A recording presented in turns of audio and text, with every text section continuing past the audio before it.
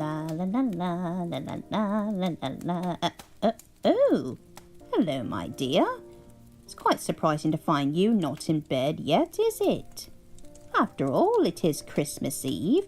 You should be in bed by now, so Santa be coming with your presents.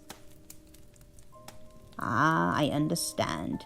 Not feeling tired yet, are we?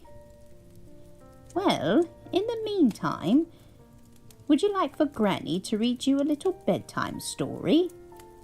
I think this story you're gonna like. You'll quite well, actually. It's a book from the Railway series. I used to read these kind of books as a child back in my young days. My mother would always read these stories to me at bedtime. Oh, yes. It's called the Railway series. And this book is also from the Railway series. It's by Christopher Aldrey. It's a book I used to read to your father when he was your age. He used to have me read it nearly every night around Christmas time. He loved it. And I think you'll like it too. Right, let's see here. Ah, here it is. Thomas and the Missing Christmas Tree by Christopher Aldrey. Who's Thomas, you ask? Well, he's a little blue tank engine who lives on the island of Sodor with all of his other friends. In this story, he's celebrating Christmas at the station with his friends, but not before he runs into some trouble with the Christmas tree he's supposed to deliver. Would you like for me to read it to you? Ah, splendid then. As I said, I think you'll like this story. Let's see there. All right. Right. Thomas and the Missing Christmas Tree by Christopher Aldrey. At Christmas, the other railway sends a Christmas tree to Sodor. Each year, it stands on the platform at Tidmouth Station, and people sing carols round it, and the town band plays. A week before Christmas, Thomas was at the station with Annie and Clarabelle. The fat controller was arranging the carol party. You all have jobs to do, he said. Thomas, I want you to fetch the tree. Gordon will bring the mayor, and Henry will be in charge of cards, letters, and parcels. Will we be able to join the carols too? Asked Thomas. We'll see, promised the fat controller. It would be nice to sing carols again, sighed Thomas. 2 days before Christmas, the fat controller came to see Thomas. It's time for you to fetch the tree, Thomas, he said. Duck can look after Annie and Clarabelle until you get back. What'd you say, darling? Oh, yes, indeed. Duck is quite the silly name, isn't it? Oh, dear.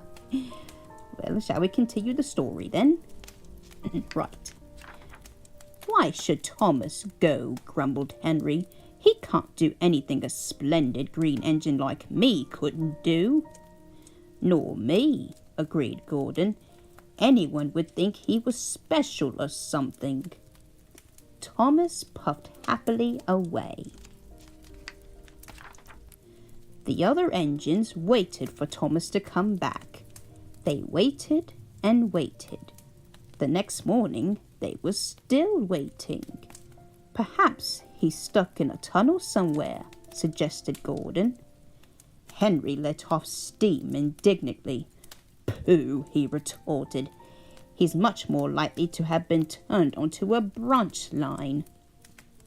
He could have run into a cow, suggested Donald. He has done nothing of the kind, interrupted a well-known voice. There has been a heavy snowfall, and he seems to be stranded somewhere near Edward Station, said the fat controller. We're not going to leave him, are we? Asked Douglas. "Certainly not," replied the Fat Controller. "I shall need 2 volunteers." The noise was deafening. Oh my. At once, Donald and Douglas were coupled back to back, with the van between them and a snowplow at each end. Cold but confident, they set out to the rescue. At the junction, they met Toby, Percy, and Doc, who told them that the Fat Controller had cancelled all trains and ordered all engines that could to try and reach Tidmouth. Donald and Douglas puffed bravely on, but the snow was getting thicker now. They struggled through Edward's station. Donald wanted to stop for a rest, but Douglas wouldn't let him. "What if Thomas is laying hurt somewhere?" he said. Great drifts of snow lay across Gordon's Hill. Again and again, they forced the snowplow into the snow, each time moving slowly forward. Then they drew back and paused for breath. "Shh," said Douglas suddenly. "I can hear something." Very faintly came a muffled cry for help. "It's Thomas!" exclaimed Donald. "Told you so," said Douglas. "Come on, let's get him out. He must be frozen to his frames in there." Before long, Edward and James arrived with more help. The men climbed out of their van and set to work. Thomas was soon clear. Edward and James pulled Thomas and the precious Christmas tree back to a crossover, and Donald and Douglas helped him back to Tidmouth along the line they had already cleared. When they all reached Tidmouth, the waiting engines cheered. The Christmas tree was quickly unloaded, put into its tub, and decorated, just before people began to crowd into the station. "As a reward for your hard work, you may stay and enjoy the carols," the Fat Controller announced. James was so pleased that he let off steam suddenly. Wheesh! Oh, that James. The Fat Controller paused. "But remember," he went on, "this is a special occasion. Be on your best behaviour, and I want no, wheeshing." James blushed and looked at his buffers. "Next, 1, 2, 3, boomed the Fat Controller, and suddenly, like magic, the station was flooded with light. 3 cheers for Thomas the Tank Engine and his friends. As the cheers died away, there was a strange whirring noise. It seemed to come from the sky. Everyone looked up, and Percy and Toby smiled. They knew who it was.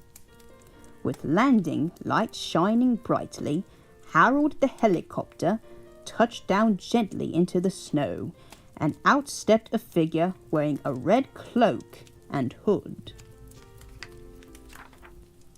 Everyone cheered as Father Christmas gave out presents to the children, and the carol party began. Then Father Christmas thanked James and the other engines for rescuing Thomas, and everyone had a marvelous time.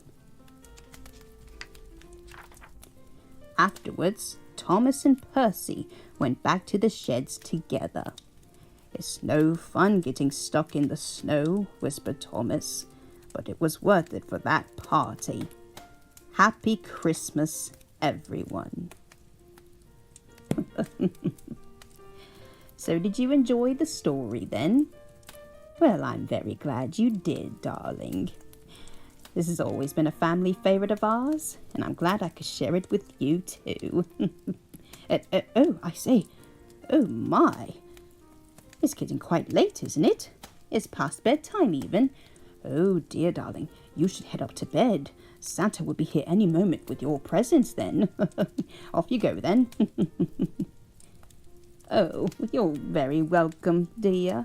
I love this story and I'm glad you loved it too. Now off to bed then. Hope you have a wonderful night and have a very Merry Christmas.